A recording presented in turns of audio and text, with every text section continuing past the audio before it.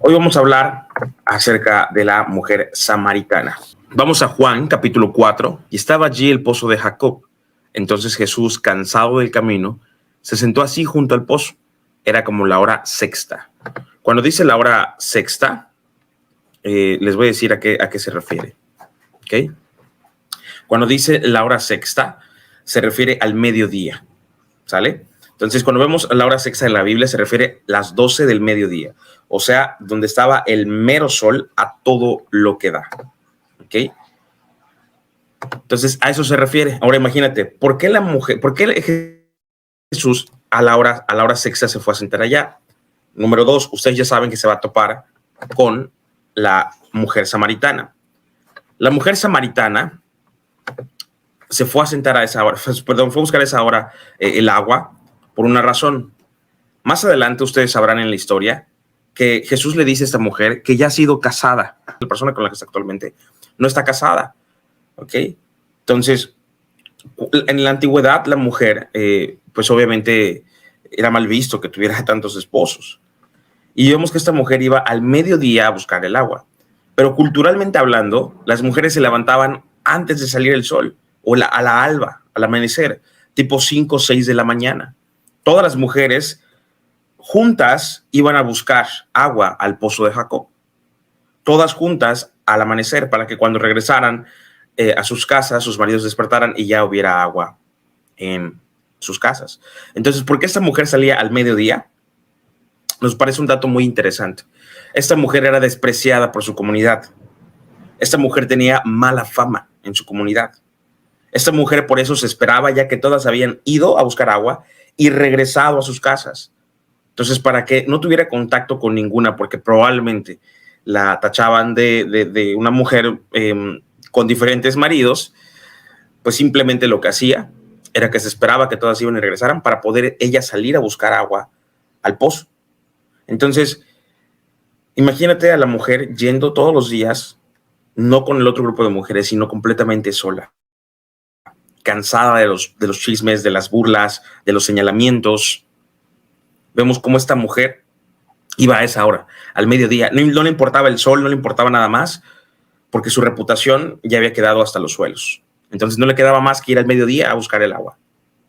Por esa razón, la Biblia recalca, era la hora sexta, porque quiere darte a entender que al mediodía, ya que habían ido todas las mujeres y regresado a sus casas, esta mujer podía acceder a ir a buscar agua al pozo. No con las otras mujeres, sino completamente sola, despreciada, menospreciada por sus malas decisiones. Entonces vemos que ahí Jesús, a la misma hora, se sienta cansado. Aquí vemos que Jesús estaba cansado, pero déjame decirte algo. La mujer también estaba cansada de los chismes, cansada de la vida que ha llevado. Muy probablemente todo el mundo decía, a esa mujer le gusta estar con varios hombres. Pero probablemente la mujer diría, no, simplemente yo me enamoré muchas veces, erróneamente, humanamente.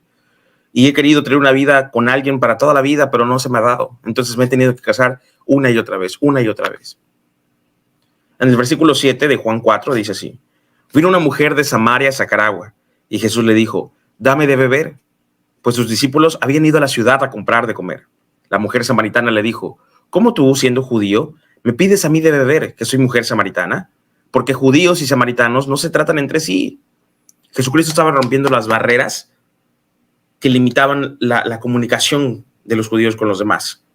Jesucristo estaba rompiendo las barreras humanas que impedían que el amor de Dios se reflejara en todos. ¿Ok? Entonces, él rompió todo eso y por eso dice, tú eres judío y yo soy samaritana. Porque judíos y samaritanos no se tratan entre sí. Versículo 10 de Juan 4. Dice, respondió Jesús y le dijo, si conocieras el don de Dios, el don significa el regalo inmerecido de Dios, ¿y quién es el que te dice, dame de beber? Tú le pedirías y él te daría agua viva. La mujer le dijo, Señor, no tienes con qué sacarla y el pozo es hondo. ¿De dónde pues tienes el agua viva? ¿Acaso eres tú mayor que nuestro padre Jacob, que nos dio este pozo del cual bebieron él y sus hijos y sus ganados? Ahora, quiero que prestemos mucha atención con esto. Lo leí en un tono ahorita, y ahorita te voy a cambiar el tono de voz. ¿Por qué? Porque muchos lo leen como lo estoy leyendo yo. Y por eso muchos cuando leen la mujer samaritana, ven que la mujer samaritana responde, sí, Jesús, por favor, dame de esa agua. pero en realidad no es de súplica, al menos al principio no es de súplica. Al principio esa mujer estaba cansada de las burlas, estaba cansada de los señalamientos, por lo tanto su actitud era una actitud a la defensiva. ¿Y cómo es una actitud a la defensiva? Cualquier cosa que le digas, se le sale el apellido, se le sale la nacionalidad de dónde es, ¿no? Y esta mujer empezó a hablarle al Señor Jesús sarcásticamente. Por eso el Señor Jesús le tiene que decir algo revelador para que la mujer se sienta confrontada y le baje a su mala actitud. Entonces vamos a leerlo en la actitud real que la mujer estaba teniendo, ¿verdad? Recuerden, había caminado bajo el sol porque las otras mujeres ya habían salido. Por eso dice la Biblia, la hora sexta. Está bajo el sol, ahí rechazada por todos, y ahora se encuentra con este judío, porque ella es samaritana, se encuentra con este judío y dice, a ver, espérate, somos enemigos, o sea, ¿por qué me quieres hablar? Estoy harta de que todos me rechazan y ahora el que me debe rechazar no me rechaza. El que me debería rechazar no me rechaza. ¿Cuántas veces pensamos eso de Dios? Tú me deberías rechazar y no me rechazas. Pero nos desenfocamos y queremos que nos acepten los que no nos debe interesar que nos acepten.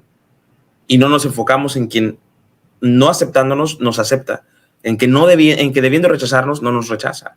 Entonces vemos cómo esa mujer le dice con una mala actitud. Ahora vamos a leerlo en el tono real. Dice en el versículo 11 de Juan 4.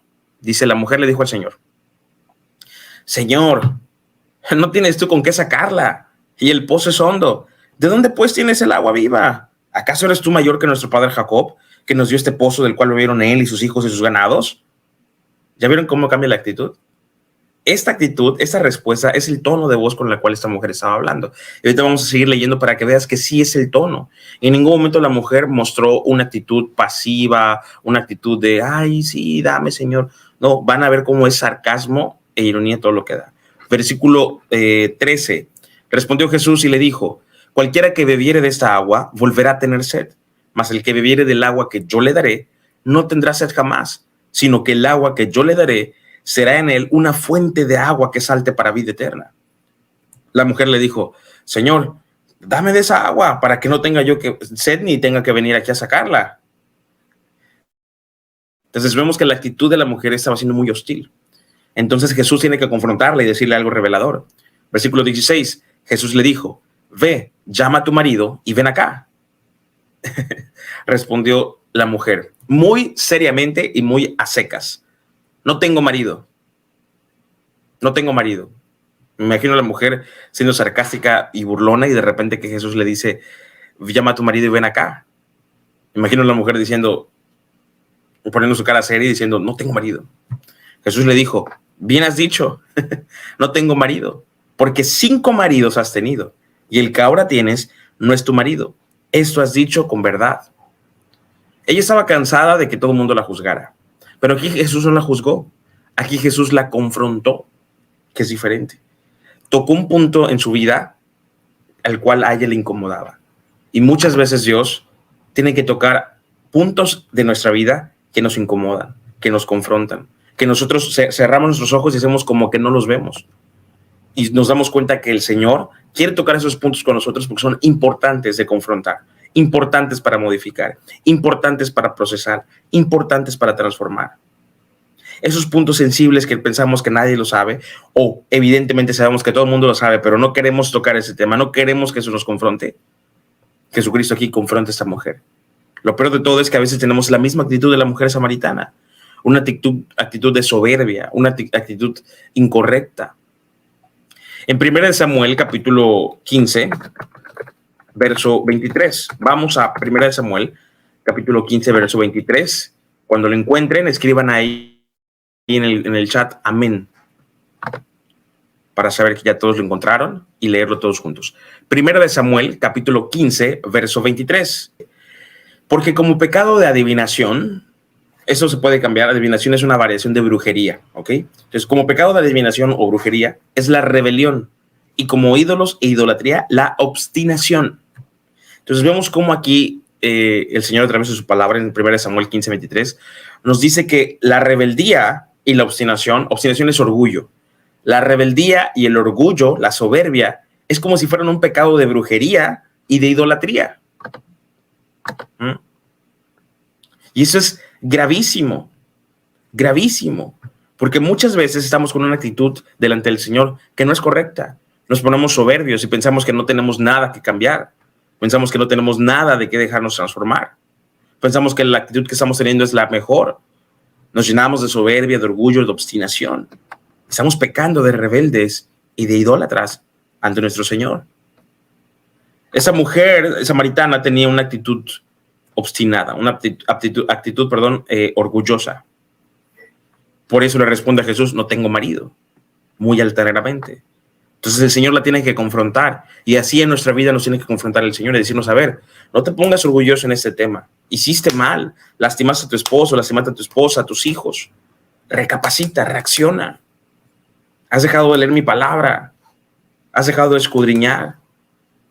Comemos 3 veces al día, algunos hasta 5 veces al día. ¿Y cuántas veces leemos la palabra de Dios al día? ¿Un capítulo diario? Entonces significa que solo desayunas espiritualmente. ¿Cuántas veces oras al día? ¿Solamente cuando consumes los alimentos?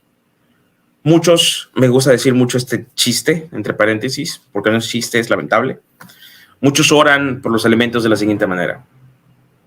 Padre celestial, por los alimentos significa los multiplicados en el nombre de Jesús, amén. Lo malo es que muchos me entendieron, y me entendieron porque la mayoría ora así. Pero esa es una vana repetición, es un rezo. Y esa oración no es escuchada, no es nada. Es una oración vacía, hueca, sin sentido. ¿Cuántas veces oramos realmente agradeciendo de corazón que tenemos un plato de comida en nuestra mesa? Aunque seas una persona que Dios provea en abundancia, deberíamos tener una actitud de agradecimiento, de sorprendidos constantemente por Dios, porque sus misericordias son nuevas cada mañana. Entonces no podemos tener esta actitud como lo tenía la mujer samaritana, porque el Señor nos confronta y nos dice, esto es la verdad, esto es tu verdad, como Jacob. Jacob significa estafador, mentiroso, y el Señor le da un nuevo nombre, le pone Israel. Esa es tu verdad, Jacob, pero ahora mi verdad puede más que tu verdad, porque yo soy la verdad, el camino y la vida, y nadie viene al Padre si no es por mí, dijo nuestro Señor Jesucristo. Amén. Pues muy bien, vamos a seguir leyendo. Dice en el versículo 19 de Juan 4, dice, le dijo la mujer, Señor, me parece que tú eres profeta. O sea, no estaba reconociendo que ya había el Señor Jesucristo, ya le había expuesto a esta verdad, a su verdad. Versículo 20, nuestros padres adoraron en este monte y vosotros decís que en Jerusalén es el lugar donde se debe adorar. Jesús le dijo, mujer, créeme que la hora viene cuando ni en este monte ni en Jerusalén adoraréis al Padre. Vosotros adoráis lo que no sabéis. Nosotros adoramos lo que sabemos, porque la salvación viene de los judíos. Y es lo que yo te decía el domingo pasado. No podemos decir somos cristianos si ni siquiera sabemos por qué somos cristianos y qué es lo que nos vuelve cristianos. A muchos les preguntamos, ¿qué es lo que te hace cristiano? ¿Qué es lo que te vuelve cristiano? ¿Por qué eres cristiano? Y muchos no saben qué responder. Y es triste y lamentable. Entonces, vemos cómo aquí el Señor le dice, nosotros adoramos lo que sí sabemos. Ustedes adoran lo que no saben. Es importante que un cristiano adore lo que sabe, no lo que no sabe. Y por esa razón es importante escudriñar la palabra de Dios para no hacer cosas que no están en la palabra de Dios y que no están de acuerdo a la voluntad de Dios. Y por eso muchos caen en emocionalismo, ese emocionalismo que sobrepasa las verdades de la palabra de Dios. El emocionalismo que está sujeto a la convicción, que está sujeto a las verdades de la palabra de Dios, no está mal, porque tenemos sentimientos, emociones, etc. Pero las emociones que contradicen la palabra de Dios son las que están mal. Dice así el versículo 23. Mas la hora viene y ahora es cuando los verdaderos adoradores adorarán al Padre en espíritu y en verdad, porque también el Padre tales adoradores busca que le adoren. ¿Qué significa esto? Cuando dice la palabra de Dios, cuando los verdaderos adoradores adorarán, significa que hay adoradores que no están adorando. Y esa es una exhortación. Es una exhortación para todos nosotros, para todos los que no están adorando, para todos los que no están haciendo lo que deben de estar haciendo. Hay muchos de ustedes que tienen llamado pastoral y que lo dejaron a un lado por las críticas, por el compromiso, por el miedo a no tener un ingreso, a desestabilizar su economía, sus finanzas en casa, por el miedo a meter a su esposa y a sus hijos en procesos complicados y difíciles. Muchos de ustedes que han sido ministros de alabanza y han dejado a un lado la guitarra, el teclado, la batería, el bajo. Muchos de ustedes que tienen talento para alabar a Dios con su voz y lo han dejado a un lado. Muchos de ustedes que tienen ministerio evangelístico y son evangelistas natos y lo han enterrado y empolvado. Por eso el Señor está diciendo aquí, estoy buscando adoradores que adoren, porque hay adoradores que no están adorando. ¿Y sabes cómo se llama eso? Se llama pecado de omisión. Pecado de omisión. El pecado de omisión es no hacer lo que debemos de hacer. Si tú no estás evangelizando y compartiendo del evangelio, aunque no seas evangelista, por el simple hecho de ser discípulo del Señor Jesús, si tú no estás evangelizando, no estás cumpliendo con el mandato del Señor que dice, id y predicar el evangelio a toda criatura, a todas las naciones. Es un pecado de omisión. No estás haciendo lo que debes de hacer. Amén. Entonces, por eso aquí el Señor Jesucristo dice, estoy buscando adoradores, verdaderos adoradores que adoren.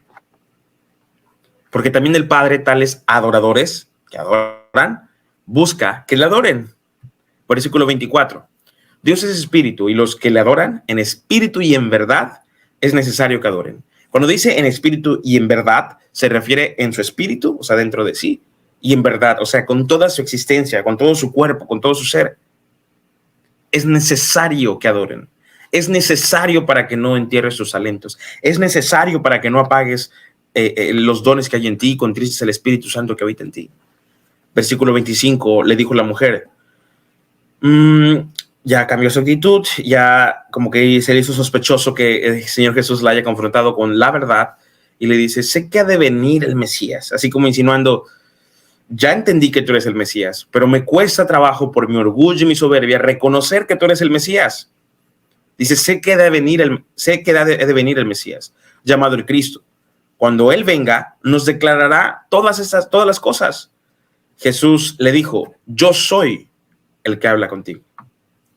En esto vinieron sus discípulos, claro, Él dice, yo soy, es una referencia a lo que Él mismo decía en el Antiguo Testamento. Versículo 27, en esto vinieron sus discípulos y se maravillaron de que hablaba con una mujer. Sin embargo, ninguno dijo, ¿qué preguntas o qué hablas con ella? Entonces la mujer dejó su cántaro y fue a la ciudad y dijo a los hombres, venid, ved a un hombre que me ha dicho todo cuanto he hecho. ¿No será este el Cristo? Entonces salieron de la ciudad y vinieron a él. ¿Ves cómo esta mujer tenía una esencia evangelística por naturaleza? Y hay un chiste que muchos hacen y dicen, no, es que es mujer, es bien chismosa. No, esta mujer tenía de cierta manera una mala reputación, tan mala reputación que la gente estaba expectante a lo que esta mujer hacía y decía, tal vez lo que tú has hecho ha sido incorrecto, ya no lo hagas, ya no peques más. Pero Dios va a utilizar inclusive eso para dar testimonio. Eso para que la gente preste atención a lo que estás haciendo. Así que tal vez en algún momento te has sentido así de que sales a la calle y todo el mundo se está viendo, o constantemente eres atacado, constantemente la gente te envidia. Ya sabe la respuesta. La gente está pendiente de ti porque hay algo en ti que Dios va a utilizar para hacer su obra. Así que tú deja que te envidien, tú deja que te vean feo. Significa que hay algo en ti que está llamando la atención. Y deseo de corazón que sea el Espíritu Santo actuando en ti y que su palabra a través de ti se pueda predicar. Versículo 31. Entre tanto, los discípulos le rogaban diciendo, Rabí, come. Él les dijo, yo tengo una comida que comer que vosotros no sabéis. Entonces los discípulos decían unos a otros, ¿le habrá traído alguien de comer? Jesús le dijo, mi comida es que haga la voluntad del que me envió y que acabe su obra. Mi comida es la voluntad del que me envió. Esa es la comida del Señor antes de cualquier otra comida.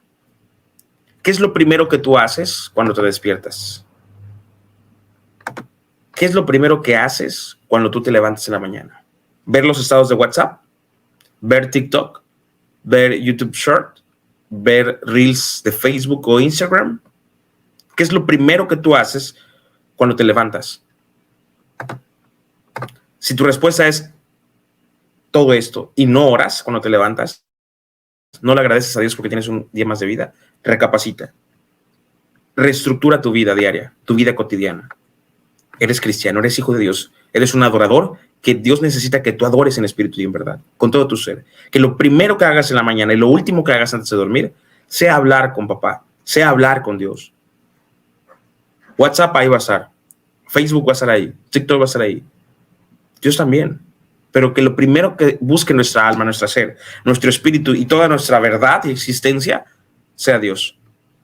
Que sea Él el primero que busquemos. El Señor Jesús lo tenía claro. Él decía, mi comida es que haga la voluntad del que me envió y que acabe su obra. Yo te puedo decir esta mañana, termina la obra que Dios ha comenzado en ti. Sigue trabajando en esa obra. Reedifica con el poder de Dios. Retoma tus talentos y tus dones. No tengas temor a lo que pasará. Es mejor estar en un desierto con Dios que en un paraíso sin Dios. Es mejor estar en un desierto con Dios que en un paraíso sin Dios. Aparentemente en un paraíso hay muchos frutos, hay mucha provisión, pero si no está Dios, no sirve de nada. A cambio, si estás en el desierto y en ese desierto está Dios, créeme que aunque sea un desierto, habrá provisión y provisión en abundancia. Y su respaldo se mostrará a través de ti. ¿Cuántos dicen amén? Entonces, vemos cómo el Señor le dice, esta es mi comida, que se haga la voluntad. Que lo primero que hagas en la mañana sea la voluntad del Padre. Que tu primera comida sea hablar con Dios en todo momento.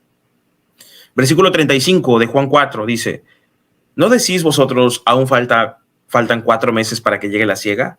He aquí os digo, alzad vuestros ojos y mirad los campos, porque ya están blancos para la siega, y el que siega recibe salario y recoge fruto para vida eterna, para que el que siembra goce juntamente con el que siega. Porque en esto es verdadero el dicho, uno es el que siembra y otro es el que siega. Yo os he enviado a segar lo que vosotros no labrasteis, otros labraron y vosotros habéis entrado en sus labores. Está hablando de la parte profética y todo esto. Versículo 39. Y muchos de los samaritanos de aquella ciudad creyeron en él por la palabra de la mujer. Qué importante es una mujer o un hombre que puede proclamar sin temor alguno la palabra de Dios. Creyeron en él por la palabra de la mujer, que daba testimonio diciendo, me dijo todo lo que he hecho. Me dijo que he tenido muchos maridos. Me dijo mi mala fama. Pero a diferencia de ustedes no me juzgó, me confrontó.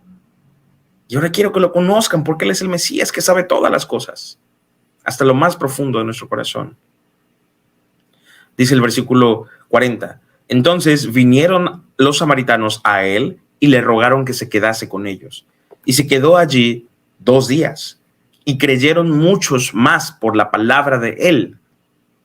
Y decían a la mujer, ya no creemos solamente por tu dicho, porque nosotros mismos hemos oído y sabemos que verdaderamente este es el Salvador del mundo, el Cristo.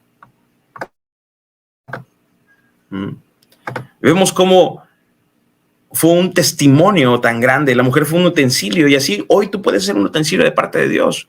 Hoy tú puedes ser ese instrumento que Dios levanta, como aquella mujer samaritana, para proclamar las verdades del Señor. Y cuando escuchen la palabra de Dios digan, wow, verdaderamente necesito a Jesucristo en mi corazón, en mi vida. Verdaderamente he pecado contra Él y me arrepiento de mis pecados. Entonces, ¿qué debemos hacer ahora? Recapacitar. Entender que somos adoradores y que Dios está buscando adoradores que adoren. Amén. Dios está buscando adoradores que adoren. Querido hermano, querida hermana que me estás escuchando, tal vez esta palabra ya la sabías. Tal vez esta lectura ya la sabías. El domingo pasado leímos Salmos 23 y tuvimos una prédica de parte de Dios con el Salmo 23, aunque fuera básico. Hoy el Señor nos habla también de una manera sencilla a través de una historia. Juan capítulo 4. Nos habla a través de eso y nos dice, hey, muchos ven a la mujer samaritana como alguien despreciable. ¿Por qué? Porque tenía muchos maridos. Pero el adulterio no solamente es estar con muchos maridos o muchas mujeres. A veces constantemente cambiamos de ánimo, cambiamos de decisiones y estamos casándonos con proyectos que nos alejan de Dios, casándonos con decisiones que nos alejan de Dios. Ya hemos tenido 5, 4 proyectos, 6 proyectos y con el que estamos no nos comprometemos y no avanzamos en la obra de Dios. Hoy Dios quiere que te comprometas con Él, pero no por un tiempo, sino por toda la vida y por toda la eternidad. El ser cristiano no es ser religioso. El ser cristiano va más allá de una simple religión. El ser cristiano se trata de renunciar a nosotros mismos para que ahora Cristo viva en nosotros. Ya no vivo yo, mas Cristo vive en mí, decía el apóstol Pablo. Así que hoy yo te invito a que tú recapacites, a que tú seas un adorador que adore, un adorador que diga, yo quiero adorar, yo necesito adorar. Amén. Vamos a cerrar nuestros ojos, vamos a orar.